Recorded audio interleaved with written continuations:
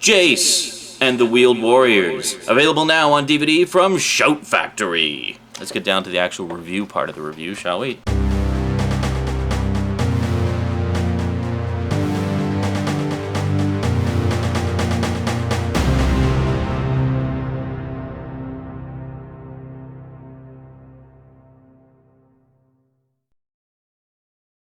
Just comes in a standard slipcase, and you have basically two slim cases that slide in. There you go, nice and simple. Doesn't take up a lot of shelf space. So basically you have 33 episodes in less than the thickness of a single VHS tape. Now, to put that in perspective, I had a bunch of the original VHS tapes. And not only was it the original VHS tape, so it's the bulkier size of VHS, but they were in like clamshells, so they took up even more space on the shelf. And each tape only had like 2 episodes on. There was a few with 5, but most of them only had 1 or 2 episodes on it. So like, you were talking a lot of shelf space. And I think total I had maybe 25 episodes in like a block of shelf space like this. So a guy had this, just picture the whole wideness of the screen here, reduced down to this with even more episodes. God, I love TV on DVD. I really do. It looks better, it sounds better, and it takes up so much less space.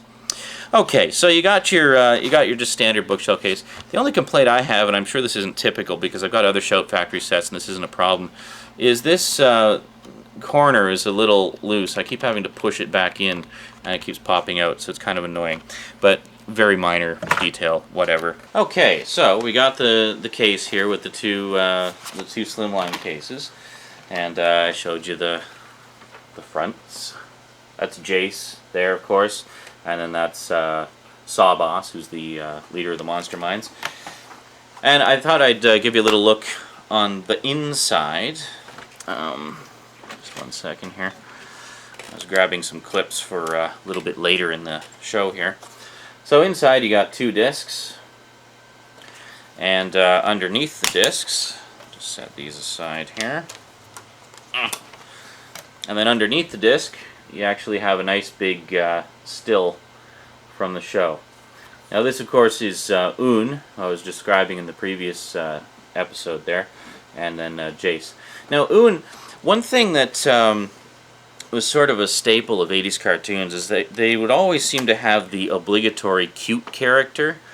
And the obligatory cute characters tended to be really annoying a lot of the time.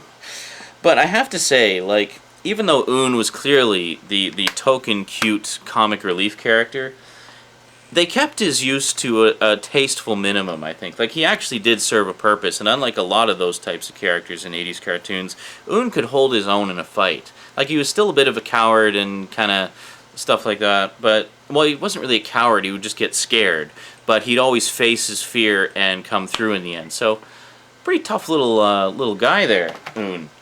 Definitely puts a lot of those other comic relief characters to shame. And then here,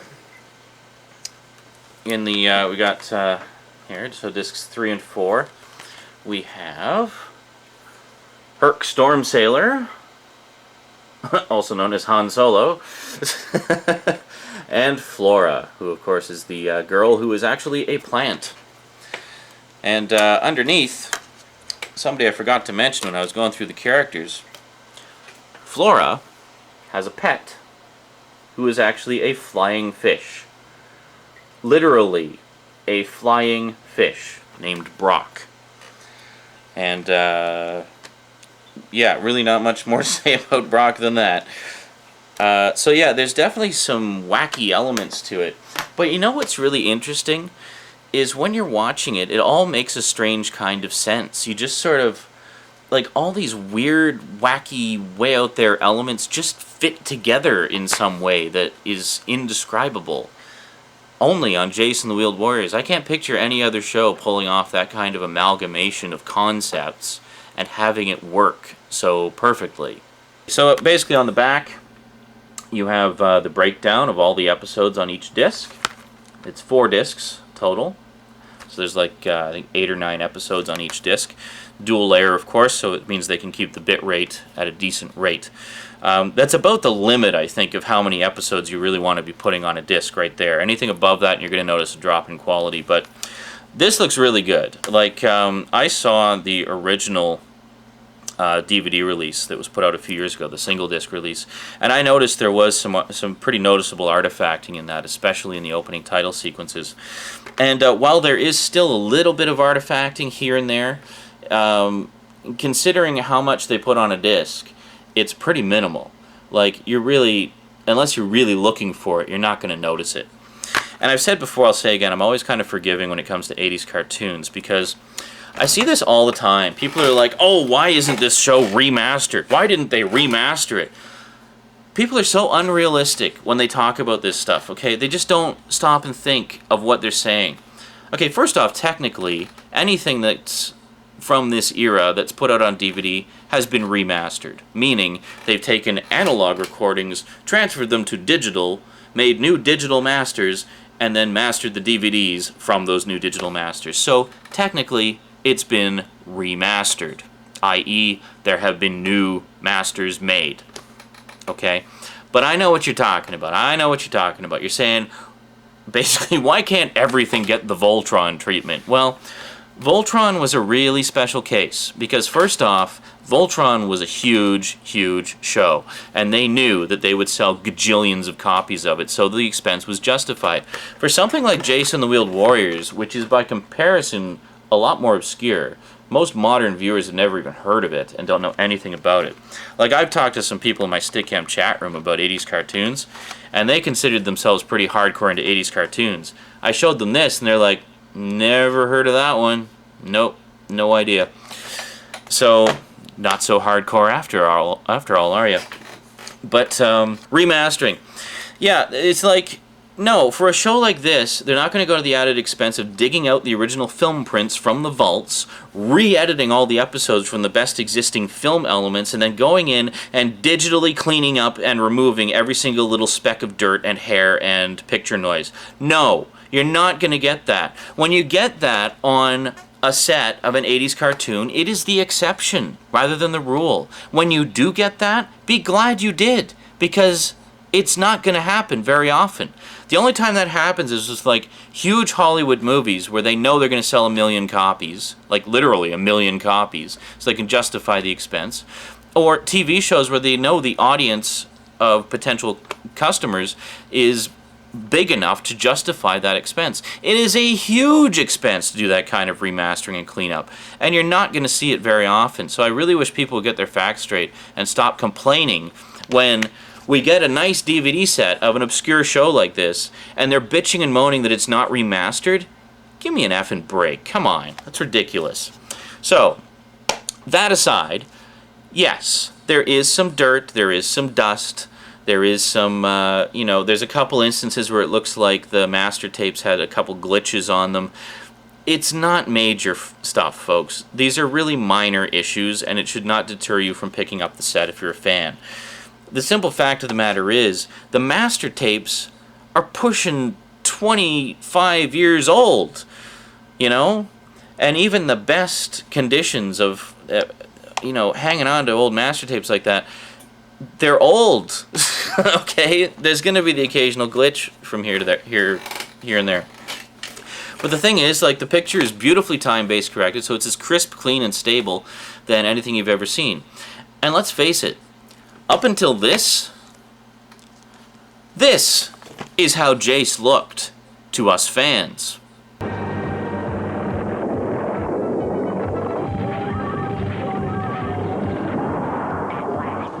have him trapped. Get him! Not this time. Enjoy the show.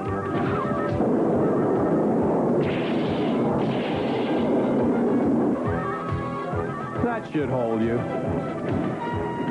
Stop him! Someone stop him!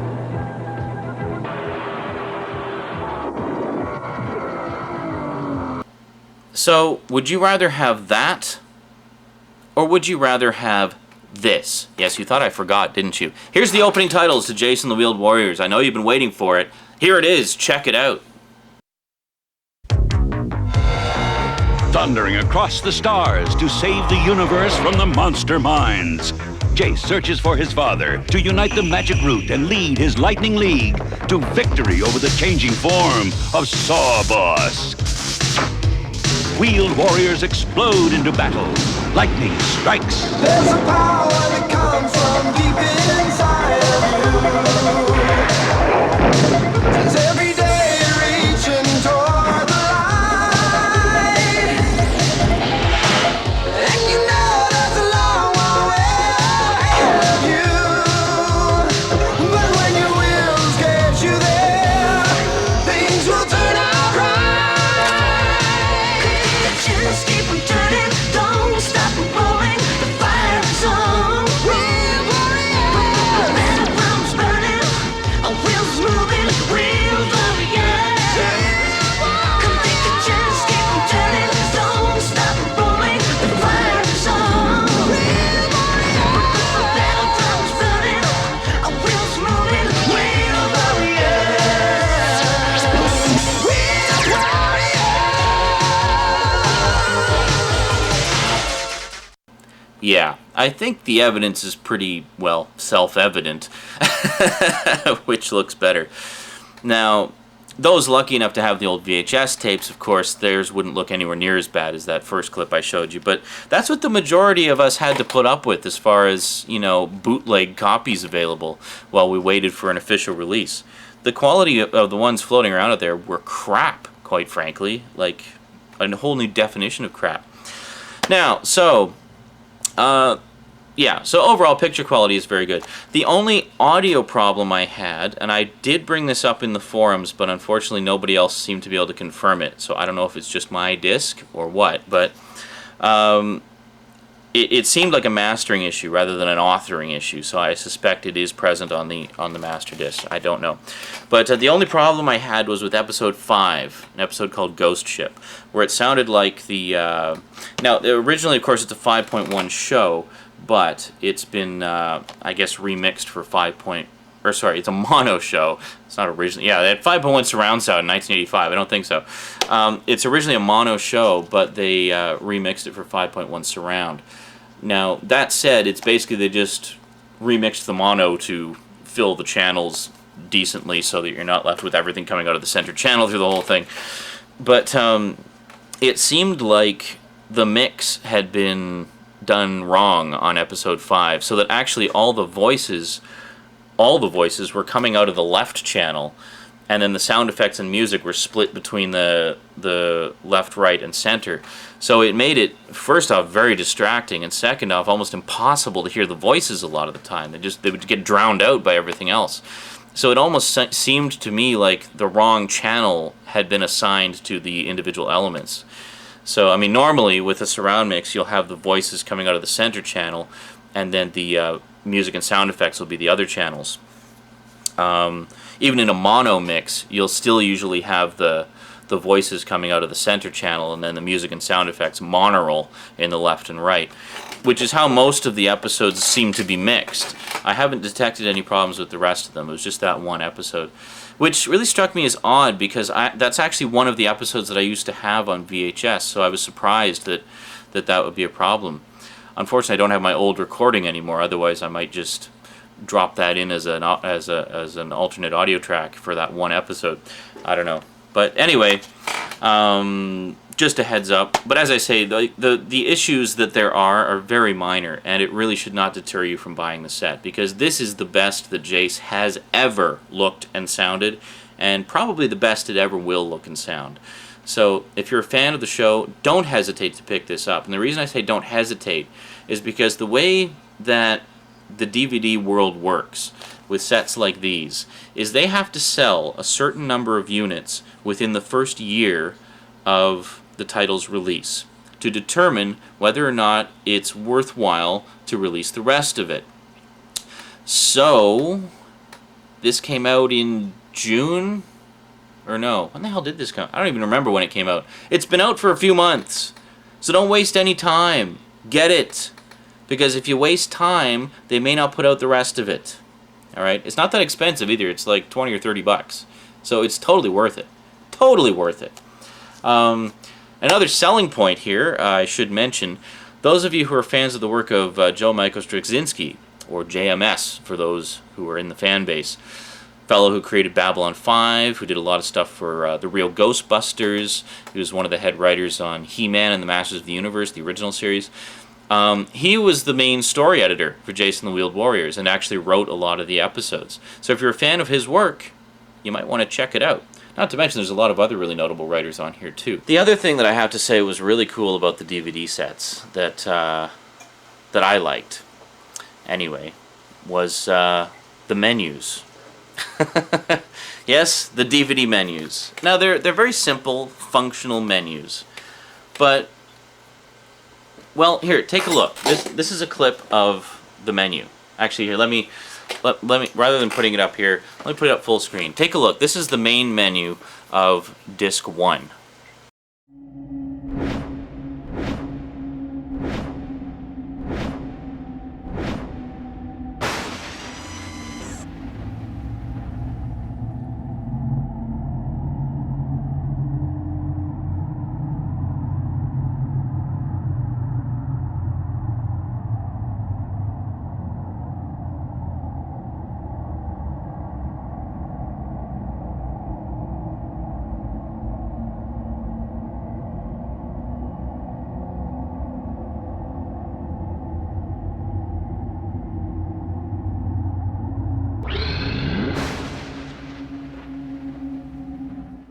Now, okay, it's... Here, I got moth on it.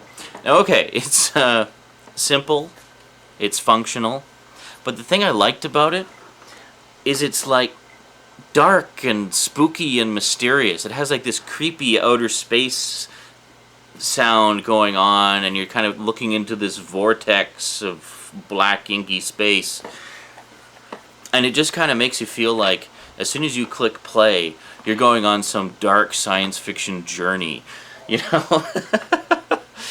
So I thought that was actually a very interesting choice for the menus. I mean, typically, you'd basically see, you know, you'd hear the theme music or something playing over the menu. But no, kudos to Brian Ward for that menu choice. I thought it was definitely not what I was expecting, but a welcome, unexpected twist.